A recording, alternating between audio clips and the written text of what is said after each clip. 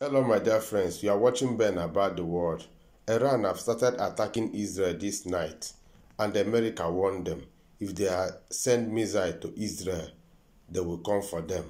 What do you think? And Prime Minister of Israel is calming the citizens down. What do you think will happen? Please like and share. Leave your comment. אזרחי ישראל, בשנים האחרונות, וביתר שאת בשבועות האחרונים, ישראל נערכת לאפשרות של תקיפה ישירה מאיראן. מערכות ההגנה שלנו פרוסות.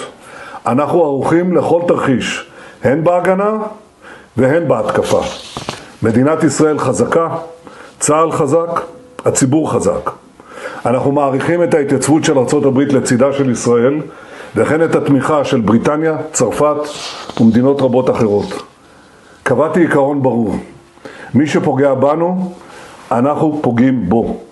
אנחנו נגן על עצמנו מול כל איום, ונעשה זאת בקור רוח ובנחישות.